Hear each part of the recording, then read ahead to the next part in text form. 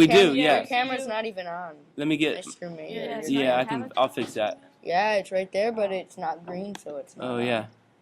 Here we go. It's still not on. Here we go. Now it's on. All right.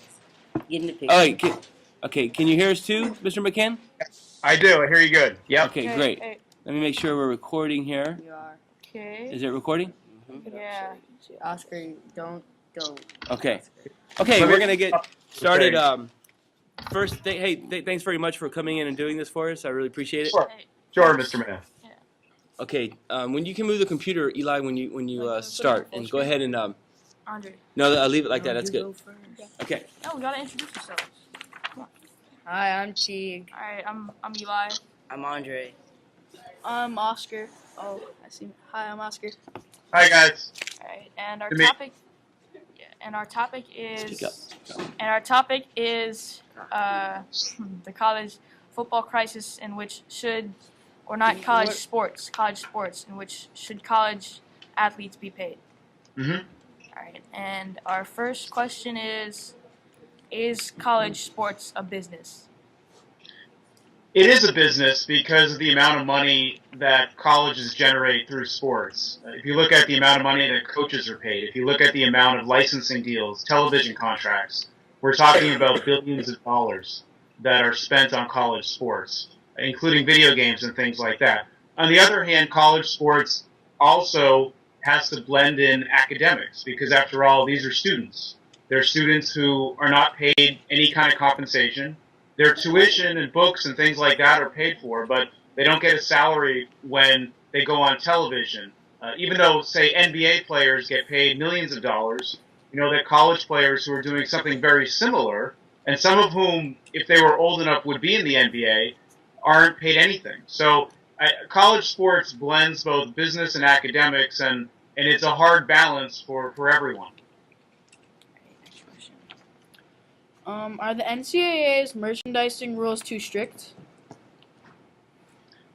Well, I think there's a good argument to be had that although maybe college athletes shouldn't be paid, maybe they should be able to sign licensing contracts and things like that so that, you know, say you have a player at Georgetown who's excellent, who, if he was a year older, would be in the NBA playing for the Wizards or some other team. According to the NCAA rules, he can't get paid by his college team. Georgetown can't pay him. But he also can't sign any kind of shoe contract or get any kind of licensing contract. So you have players who are often from difficult financial situations who are working 40, 50 hours a week on basketball, or in the case of football players, football, or are supposed to compete with other students, right? Because, you know, when I went to Georgetown, that's my alma mater. When I went to Georgetown, I was in Allen Iverson's class. And I remember there were school rules that said I couldn't work more than, I think, 20 hours a week. But Allen Iverson and other players on the team, he was really working 40, 50 hours a week on basketball. Now, he wasn't paid, but reality is that that's how he was working. And he, you know, he's supposed to compete, take a full course load with me and other students. It's very difficult. So going back to the original question, I think there's a decent argument that players should be able to at least get something, maybe through licensing, and that would, of course, benefit the best players. You know, a lot of players wouldn't get paid anything if there was a market for their services. But the star players, I think there's a good argument that they should get something in addition to room and board. All right, Andre. Would athletes being able to market themselves destroy the system of the NCAA has in place? I don't know. Look, college students who get summer jobs at pharmaceutical companies. There are pre-med students who get, or investment banking students who get very lucrative summer internships. And they're still students. They've been able to get paid and do their college studies at the same time. I don't think paying athletes would destroy college sports. You could argue that what it might do is it might create a class of players where the top players, the star players, get paid maybe a good amount of money, whereas the bench players don't get paid anything.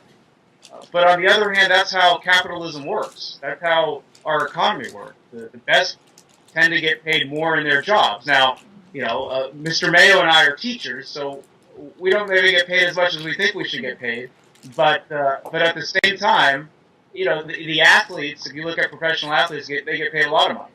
And are they able to get paid and be good citizens as well? Could college players get paid and be good college students too? I think they could. I do worry though that if college players are paid, that we're only going to see certain players paid, and that would create a culture of stars versus those who aren't stars. And also, you got to wonder if we pay college athletes, will only male basketball players and football players get paid? Is that concerning?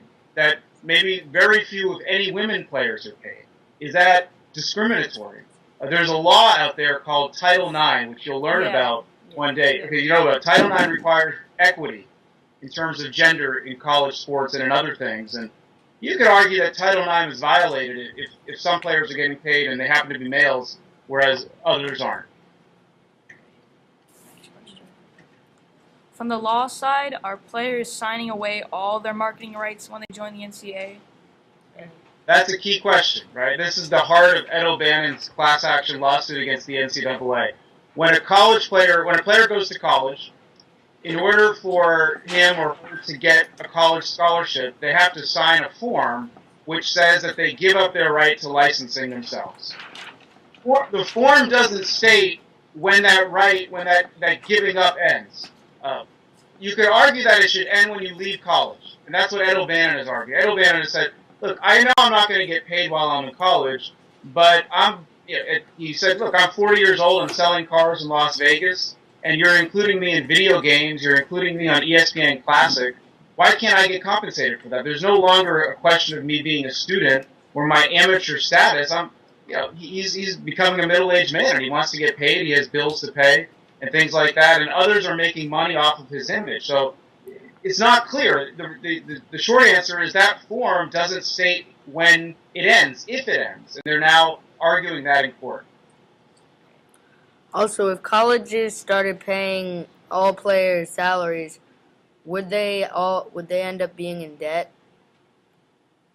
Well, a lot of colleges would say, I think the statistic is 95% of Division I schools claim that they lose money on sports.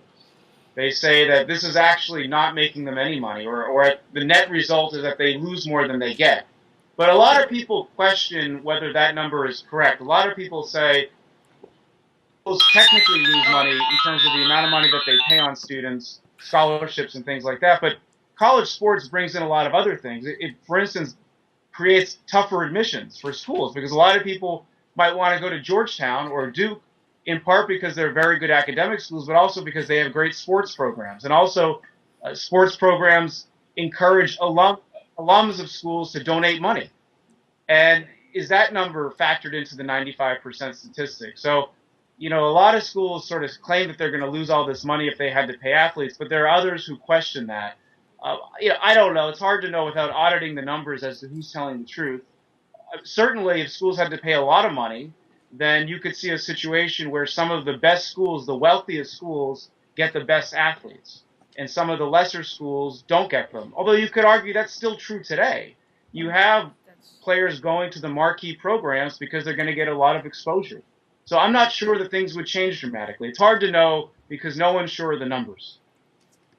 And something to add to that, doesn't big-time college sports, doesn't that act as like a balancing act? So the tuition on top of that gives them a bigger profit?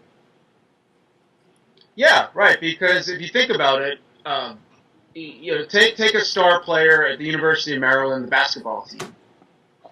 Most students at University of Maryland, we have no idea who they are, right? They're anonymous. They're just college students.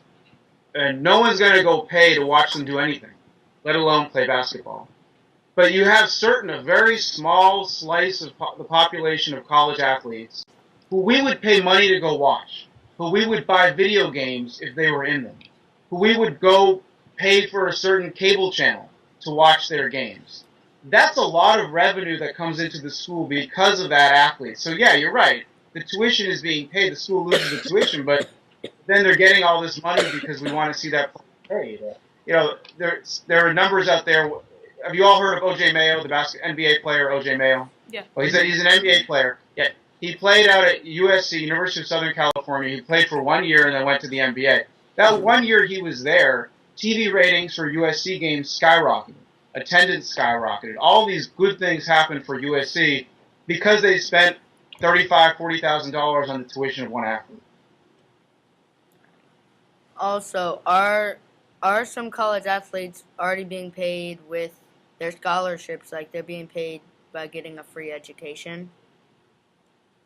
Well, that's an argument that they are being paid because the cost of college tuition nowadays is 40, 50, maybe even higher than that. You know, if you look at 4 years of college, if you don't have to pay for that, you could argue you're being paid effectively $175,000 to $200,000. I mean, I'm sure your parents have talked to you about how expensive it is to go to school. That's a lot of money that's saved. And for most of us, you know, that's a ton of money. That's a big part of our income, big part of your parents' income. So in that regard, they're being paid. On the other hand, you could argue that that number is capped, right? It's capped at whatever is the value of tuition and room and board in books. There are some athletes who you could argue are really, if they could be paid what they actually contribute, would be paid a lot more than that, right? Because think of NBA players. If you had a rule saying, well, an NBA player gets free room and board from his NBA team, and the value of that is $35,000, $40,000, that player is going to say, well, that's ridiculous. I should be paid $2 million. That's not nearly as much as what I'm generating for my team. A college basketball player or a college player, particularly a star one, could make that same argument. So you could argue they're being paid, but the number is much, much lower in some cases than what they would get if the market were free. But another thing is, the definition of professional sports is professional sports, as opposed to amateur sports, are sports in which athletes receive payment for their performance. Therefore, if college athletes were paid, wouldn't college sports be considered professional? Yeah, well, it depends on, you could always change the definition, right? I mean, that's a definition that I don't know who came up with. Congress could pass a law saying that we're going to change our perception or our definition of what college sports are. Currently, because of the definition you just said, college sports get a very generous tax break. They pay much lower taxes because of the fact that they're able to meet the definition you just said, that they're amateur. And as a result, they're an institute for higher learning, so they get a very generous tax break.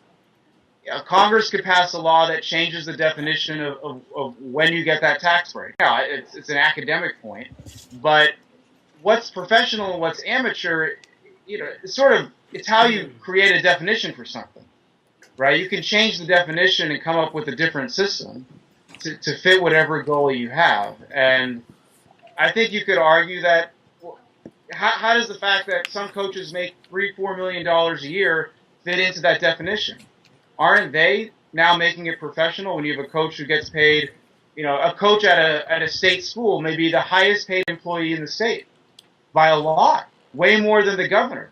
And I think at one point it was Navy or Army, the college coach there, and they're federal, right, because they're the, Army, Navy. The coach there made more than the president of the United States. You know, how is that still amateur sports? Well, what are some alternatives to a direct payment to each athlete? One alternative would be that players could sign licensing contracts, endorsement contracts while they're in school. That is the method that I think is probably the most attractive and least controversial, because you could say a star basketball player for the Maryland Terps can sign an endorsement contract while he's in school. He can sign a shoe contract. He could sign a contract with a local car dealer. So he can get some money in addition to what he's getting. That's one way of doing it. Another argument is to say that college athletes should remain the way it is. They shouldn't be paid anything other than college room and board. But the pro leagues, the professional leagues, namely the NBA and the NFL, should change their age restrictions, right? Because right now, if you're a college basketball player, you have to wait 1 year before you can go to the NBA. There used to be a different system. LeBron James, Kobe Bryant, Kevin Garnett, Amari Stoudemire, they all went directly from high school to the NBA. Maybe we can go back to that, where if you really are a superstar, you can go to the NBA. And similarly in the NFL, you have to be 3 years out of high school before you can go to the NFL. So that means you got to play 3 years of college football, or if you redshirt a year, meaning you don't play your freshman year, you play 2 years. Well, that's a lot of wear and tear on your body, right? If you're a running back, you can blow out your knee running in college football, and you'll never get an NFL contract. So one way is to say lowering the age restrictions so that the very superstar players who want to turn pro can turn pro. Do you think that all colleges could afford to pay athletes if a bill was passed? They claim no. Colleges claim that if they had to pay college athletes in addition to room and board, books, they would not be able to afford it, or schools would have to cut their sports programs, other than the wealthy schools, schools that have big endowments, meaning the alums give a lot of money to the school. Schools that lack those types of funds, sorry, my camera just fell.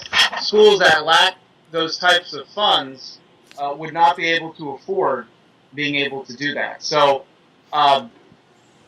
it depends on whose numbers you believe. I think clearly schools would lose money if they had to pay athletes, and some schools would be worse off than others because they don't have the kind of resources.